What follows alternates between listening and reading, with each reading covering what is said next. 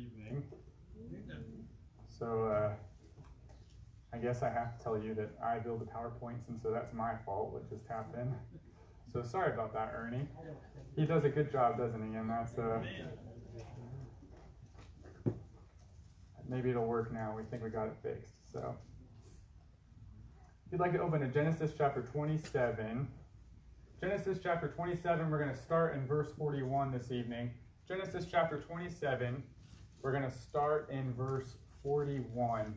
You know, the story of Jacob and Esau, whenever I read it, especially their adult life, it takes them just decades before you really see any sense of maturity in these two men. And to be honest, it makes me feel better about myself. It does. I think that's part of the reason why they exist. They exist to make us feel better. But really, I think they exist because they show us that it does take time to grow. And it does take time to change. And they show us, especially, God's patience. And that God knew that when we came out of the water, that we weren't suddenly just going to be perfect or mature, know and do everything that we should do. God knew, and He built into His plan grace and time for us to mature and to grow. And that's, I think, exactly what we see in the story of Jacob and Esau as they part ways here in Genesis chapter 27 and then come back together later in Genesis. And really, you see the maturing of two men. They are two of the most immature and irresponsible and selfish. Have you ever heard the phrase boy men? Right? They have men's bodies, but they act like little boys. Boy men that you can read about in the Bible. Esau is just as rash as he's ever been. As it opens up there, it says that he hates his brother. His brother has stolen his birthright.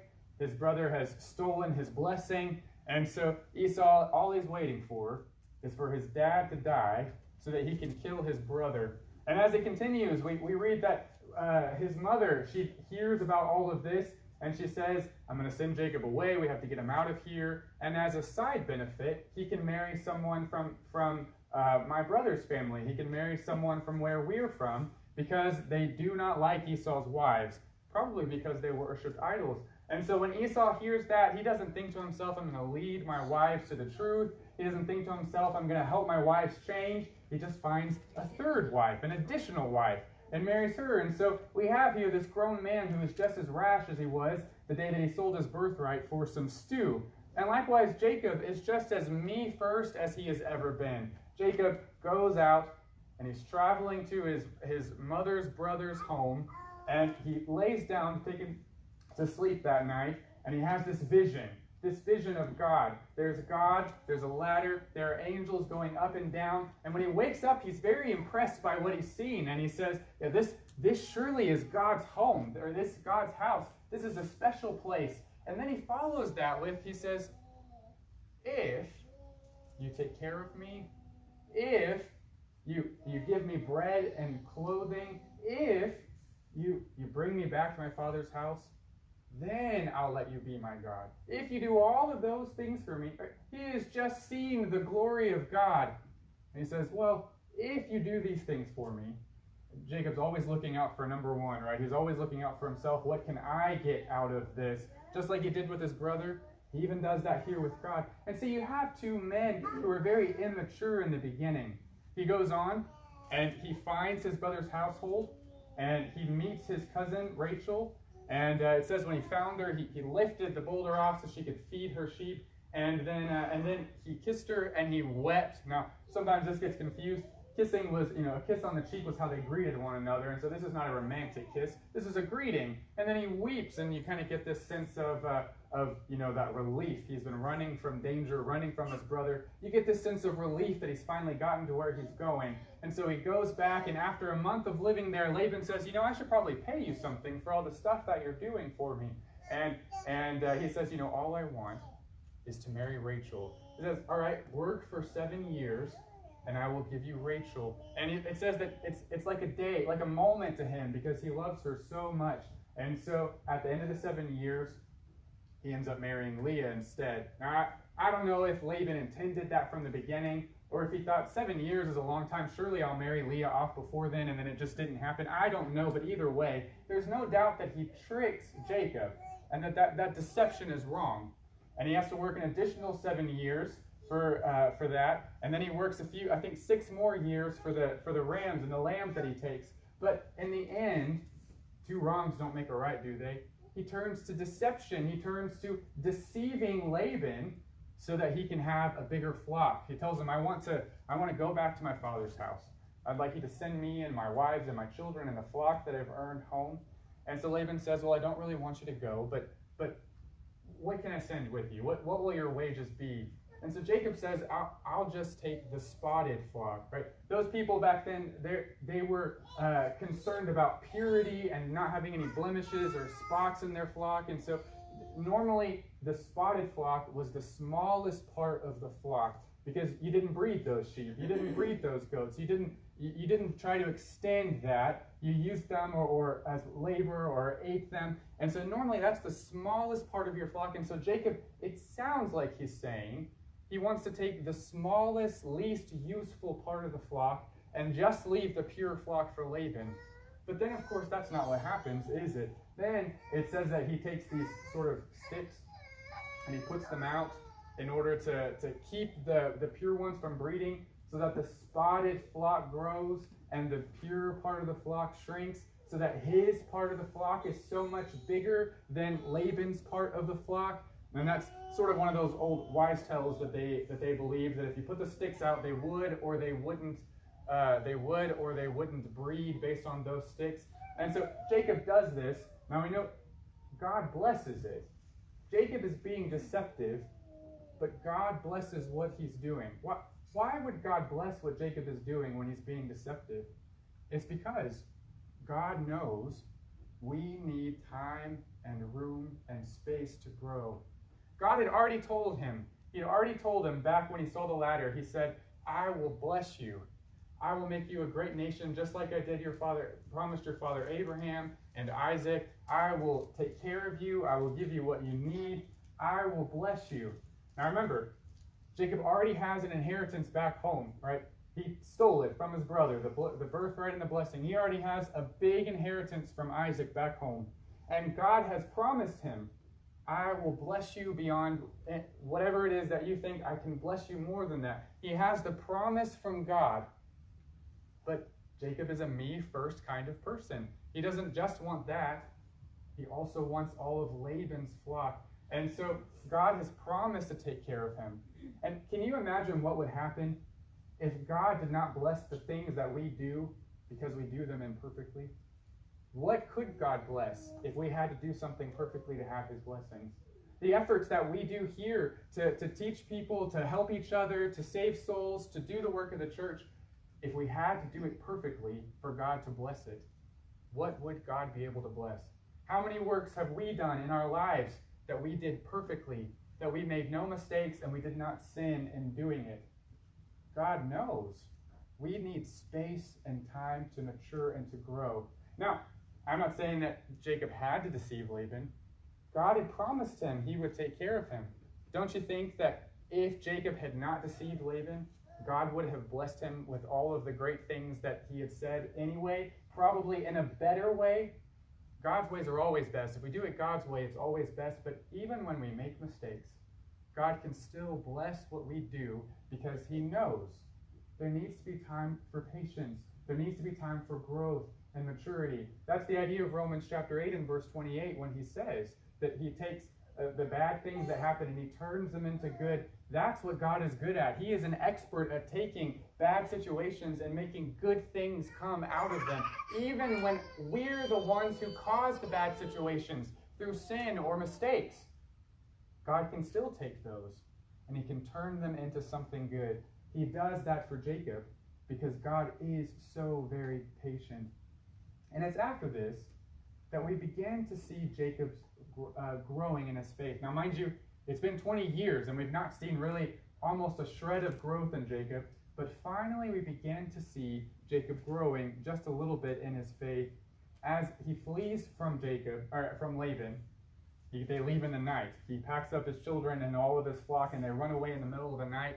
they don't all live right there. They have some space, and so it takes Laban a couple of days to figure it out. But then Laban chases him down, and God comes to Laban in a dream, and he says, you should not say a good word or a bad word to Jacob. You should not do anything to Jacob, because I am protecting him. I'm blessing him. And so Laban catches up with him. Now remember what his daughter did? Rachel had stolen the household idols, and she sits on a bag and hides them in the ground so that Laban can't find them. Jacob's family is still worshiping idols. Jacob's wives are still trusting in false gods. Jacob's family is still following after these things. But do you know what Jacob does? When he and Laban make their covenant, when they make their agreement, Laban swears by many gods. Jacob only swears by the God of Abraham. And he calls it the fear of Isaac. I think that's because of what happened to Isaac on Mount Moriah, but he calls it the fear of Isaac. Laban swears by many gods. Jacob swears by only one God. That's important. You're starting to see his faith. Now, you notice he doesn't say, my God. He says the father of Abraham and the fear of Isaac. He's not quite ready to call him his God yet, but he only swears by one God. You begin to see a little bit of growth in Jacob's life. He starts to give God credit for things. When he tells his wife about what's happening, he says, God did this for me. God has blessed us with this flock. God has blessed us with security. You start to see he gives God credit. He has a dream from God about going back home. Now, when he had the dream back at Bethel with the ladder, you don't see there, it doesn't record anyway, that Jacob tells anybody about that. If you have a dream from God, that's something that people in the Bible shared, but we don't get a sense that he shared that with anyone. But here he has a dream from God about going back home to his father, and he tells his wives about it. And so he's giving God credit. He's beginning to tell people the message that God gives him. He's swearing by God and only by God, even as his own family is trusting in idols. And so Jacob is growing just a little bit. Now, not too fast, right? Growth takes time. And then as we continue, he's preparing to meet his brother Esau for the first time in 20 years. When they left, Esau was planning to kill him.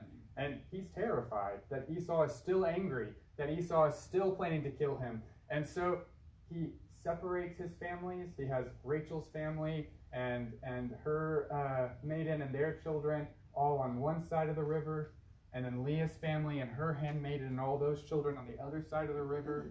He separates those families, and they're walking separate from one another. And he says the idea is if Esau attacks one, maybe at least the other one will escape. Maybe at least half of my family will survive if Esau attacks the other one. And so he knows that God has told him to go home to Isaac. And this is what he tells God. He says, I am not worthy of the mercies and truth that you have given me. I am not worthy of the mercies and the truth that you have given me, because I know that you have told me to go home to Isaac. The idea is, if you commanded me to go, then I know that you'll get me there. Logically, he knew that. I know that you will get my family home. But he says, I'm not worthy of those mercies and that truth because I've divided my family. Right? Jacob is hedging his bets. He's making sure in his own way. He says, I know I should just trust that you're going to get me there, but I've decided to hedge my bets and to separate my families just in case my brother Esau does attack one of them. And so he's grown some, but he's still got some growing to do. And then in Genesis 32, you have one of the most interesting and kind of bizarre accounts in what I think in all of the Bible. Jacob wrestles with God. A man wrestles with God. And you think, what is that about? A man wrestling with God. And this starts in Genesis 32 and verse 22. Genesis 32 and verse 22. He's not sure yet, clearly, because he's hedging his bets. And so he begins to wrestle with God. And it says, he arose that night, verse 22, and took his 2 wives, his 2 female servants, his 11 sons, and he crossed over the ford of Jabbok. He took them, sent them over the brook, and sent over what he had. And then Jacob was left alone. And a man wrestled with him until the breaking of day. Now when he saw that he did not prevail against him, he touched the socket of his hip, And the socket of Jacob's hip was out of joint as he wrestled with him. And he said, "Let me go, for the day breaks." And that's God speaking. But Jacob said, "I will not let you go unless you bless me." Now the book of Hebrews tells us the greater always blesses the lesser. He knows that this is someone of importance. He knows this is someone greater than him. And so he continues in verse 27. So God said to him, "What is your name?" And he said, "Jacob." And he said, "Your name shall no longer be called Jacob, but Israel, for you have struggled with God and with men, and have prevailed."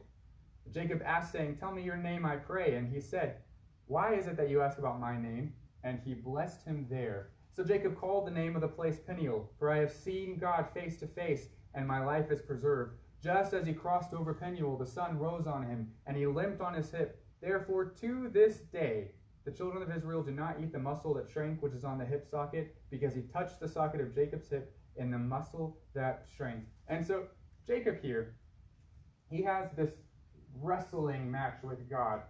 And at the end of it, God blesses him. But before that, he changes his name, right? Talking about transformation, a new identity. As he begins to really grow in his faith, God says, "You are no longer Jacob." Jacob means deceiver. Jacob means one who takes something that doesn't belong to him. He says, "Your name is now Israel." Israel means Prince of God, a leader among God's people. How could someone who used to deceive people, who stole birthrights and blessings, who stole flocks, become a leader of God's people? That is the power of God's patience. That is what God can do with any person, no matter how bad their sins are, no matter what they've done. That's the power of God's patience. He knows that with time and with effort, with faith, any person could become a leader among God's people. Any person could become what Jacob becomes in character, because that's what God can do. God has that power, and there's no one who is exempt from God's ability to do that. And so Jacob wrestles with God. And this actually, if we go back, becomes sort of the theme of this whole section. Even all the way back when his two wives are having their children, it uses this word several times. It talks about how they wrestled with one another. If you look through this section, the word wrestle comes up over and over again. And I think it's because this part of the passage, this part of the story, is the central part of the story. There is, if we can use the terms of the New Testament, the old man of sin that you crucified when you stepped into the waters of baptism. But just because you crucified him doesn't mean he doesn't try to stick his head back up, right? That temptation still comes even after salvation. And there is the new man, the new woman who rises out of the water ready to walk with God. But isn't it a wrestling match throughout life? Isn't it a struggle? Isn't it difficult sometimes to choose the ways of God? God knows that Jacob is going to wrestle with him, that Jacob will wrestle with his faith, that Jacob will hear what God says and believe it and kind of not believe it. Just like the father who said, "Well, I believe, help my unbelief too." Both. There is a wrestling match going on in each one of us between who we used to be and who God says we can be. And the key to winning is to let God win. The key to winning is to lose. That's what Jesus says. He says, if he who loves his life will lose it, but he who loses his life in this world will have eternal life. The key to winning this wrestling match is to allow God win. Did you notice that God touched his, all he had to do was touch it. He touched his hip socket, and Jacob walked with a limp for the rest of his life. It cost him something to wrestle with God. It cost all of us something to choose God and his ways. It costs something. That's why Jesus says, "Take up your cross and follow me daily." That's why Paul says, "I have been crucified with Christ, and it is no longer I who live, but he who lives in me." It does cost something to follow after God. But if we let God win, then we can become transformed more and more as life goes on, more and more transformed, more and more like his Son, more and more in the image that he created you to be in the first place. Jacob then crosses the river in chapter 33. And he finally meets up with his brother Esau. And all of his fears were for naught. Esau embraces him like a brother and not like an enemy. And they have this great reunion.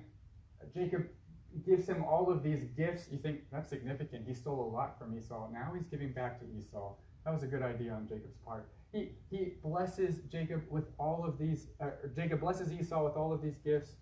They go their separate ways to live in their separate homes. And at the end of the chapter, chapter 33 and verse 20, it says, he erected an altar there, and he called it El Elohe Israel. El Elohe Israel, that means God, the strength of Israel. God, the strength of Israel. You realize what Jacob has done? He has never called him the God of Jacob. He's called him the God of Abraham. He's called him the God of his father, Isaac.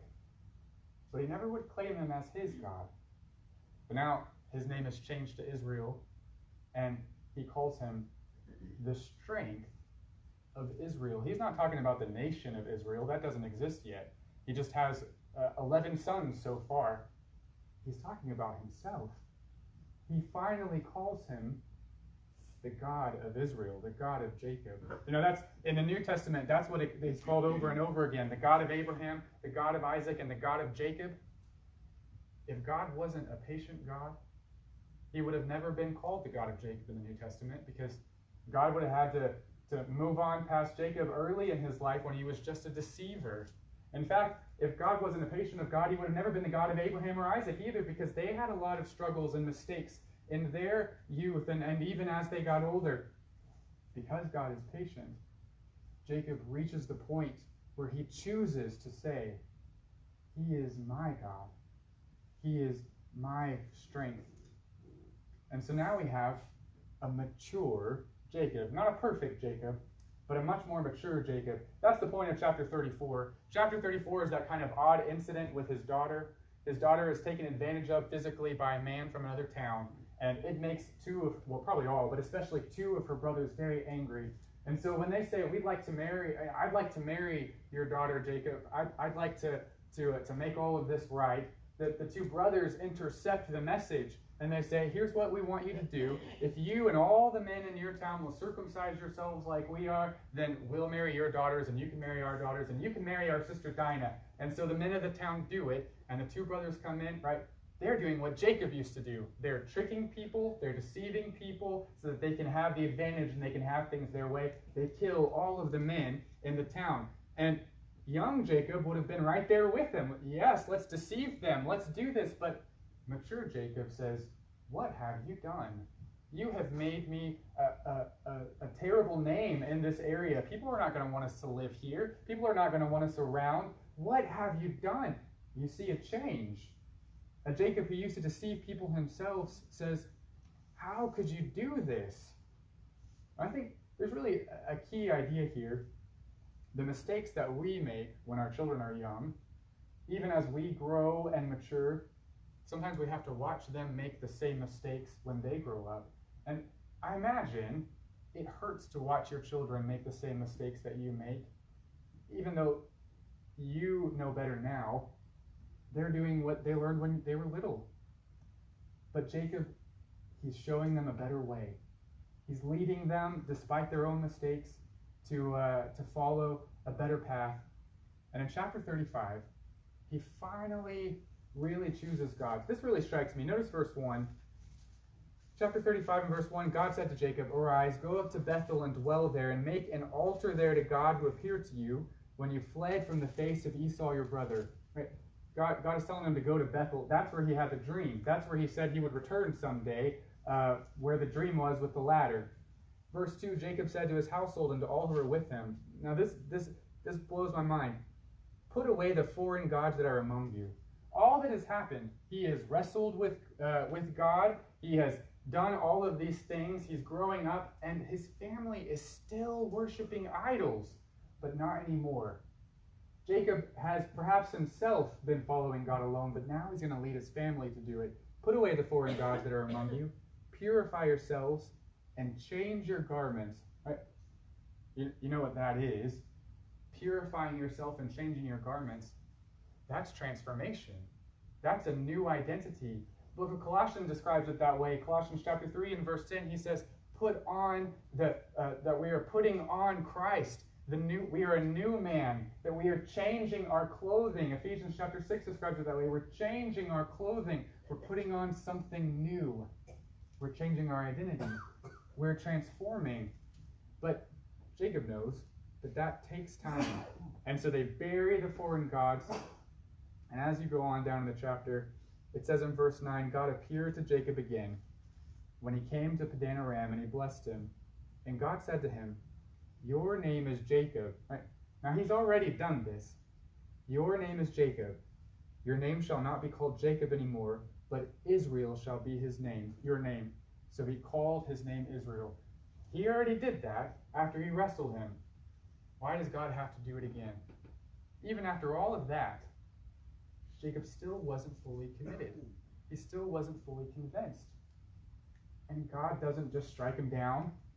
God doesn't just say, well, if you're not convinced, then I'm not convinced about you, so I'm going to move on to somebody else. God is so patient with Jacob, with Israel. You think, how old is Israel at this point? This is probably, you're looking at 30 to 40 years after he left home for the first time. He's not a young man. And God is still patient with him until the point when Jacob is really ready to accept God. Now you compare that to chapter 36. We have the family of Esau. Chapter 36, the family of Esau. And we're not going to read this, there's not time, but there's one thing that we can notice from it. What does Esau produce? All of his lineage, the emphasis of every section that's talked about here, leaders. Leaders. It talks about all of the leaders that come from Esau's house. And you think about Esau in the beginning, this whiny, complaining, rash, immature boy. How could a boy like that produce so many leaders in the next generation? Because he grew up. Of course, the covenant was with Jacob. Abraham's covenant was with Jacob. But God is the God of all people. Just because the covenant was with Jacob doesn't mean that Esau couldn't have a relationship with God, that Esau couldn't have salvation. Now, it doesn't tell us one way or another if Esau did. We don't know what Esau chose to do about God. And we know that his future generations of Esau's descendants did not choose to worship God. But he could have, and God would have blessed him if he did, even though he's not in the covenant of Abraham. That's what Jacob had. But he did mature. We know that because he forgave his brother, and we know that because he produced leaders. Whiny little boys like Esau don't produce leaders. But he grew up. He matured. God was patient with him as well. What is the point of Esau and Jacob's story? Be patient. Trust God. You may not be as mature as you want to be. I know I'm certainly not. Be patient with yourself. Trust God's patience. Keep trying. Your fellow Christians may not be mature as you want them to be. Be patient. Try to be as patient with them as God is. Trust. People need time to grow and change. God sees it. We need to see that about each other too. Your children may not be as mature as you want them to be. Even your grown children may not be. They may be making the same mistakes that you made, and it's hard to watch. Strive to be as patient as God. God's patience looks like this. It doesn't excuse sin. God's patience never excuses sin. But God's patience accepts that transformation takes time. And that's what grace is. Not excusing sin, but allowing people some grace. Knowing we're all going to make mistakes. We're going to have mature days and immature days. We all have growing to do. If God can be patient with us, surely we can be patient with ourselves. If he can be patient with us, who are we not to be patient with ourselves and with each other, with our children, with whoever? Choose God each day. Watch your maturity grow. Choose God each day and watch God transform you, just like He transformed Jacob. If we can help you with that transformation, if we can help you begin your journey of transformation by learning about salvation and how God saves souls, if we can help you with anything this evening, we ask that you come forward as we stand and as we sing.